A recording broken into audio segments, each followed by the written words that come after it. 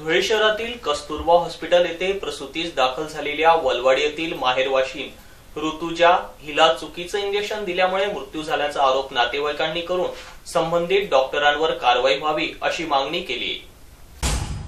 धुळे वलवाडी येथील माहेरवाशीन ऋतुजा दिलीप बेंद्रे वय 22 हिचा विवाह इंदापूर जिल्हा पुणे येथील संदीप दीपक घोगरे यांच्याशी झाला होता। ऋतुजा ही बाळंतपणासाठी गेल्या 2 महिन्यांपूर्वी आपल्या माहेरी आली होती व तिचा बाळंतपणाचा उपचार शहरातील कस्तुरबा हॉस्पिटल येथे सुरू होता। त्यामुळे सगळं काही ठीक असून दोघा परिवारांमध्ये आनंदाचा दिवस उगवेल अशीच आशा निर्माण होत होती। त्यात ऋतुजाला शारीरिक त्रास झाल्याने तिला दिनांक 7 नोव्हेंबर 2020 रोजी कस्तुरबा हॉस्पिटल येथे दाखल करण्यात आलं व तिला डॉक्टरांनी ओटीपी मध्ये नेऊन औषध देऊन नैसर्गिक बाळंतपण होण्याची वाट पाहिली।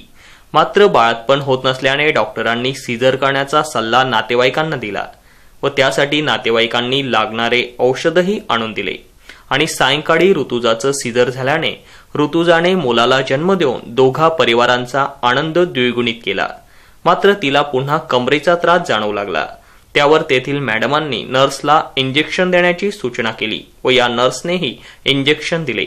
मात्र काही काळातच ऋतुजा मृत्यूच्या खाईत जाताना दिसली आणि सगळ्यांच्याच आनंदात काळ करून मुलाला आई पोरका करून गेली।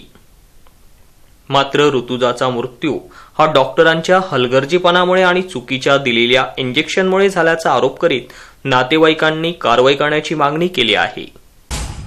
क्रमांक 1 इंदिरानगर मधील सर्वसाधारण परिवारातली आमची मुलगी ऋतुजा संदीप घोगरे हिला इंदापूरला दिलेला आहे आणि माहेर जे ते वलवाडी इंदिरानगर आहे। 7व्या महिन्यापासून कस्तुरबा हॉस्पिटल जे या ठिकाणी तिचं स्टेटमेंट चालू होतं रेग्युलर स्टेटमेंट चालू असताना काल सकाळी 9 वाजता तिला ॲडमिट केलं।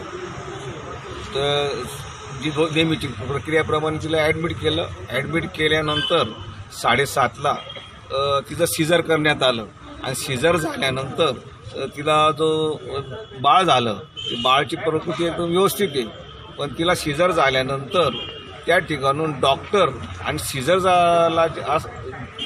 करत असताना जे काही इंजेक्शन दिलं जातं बेशुद्धचं तेही डॉक्टर तिथं नव्हते, मॅडम पण नव्हते, ते घरी चालले गेले।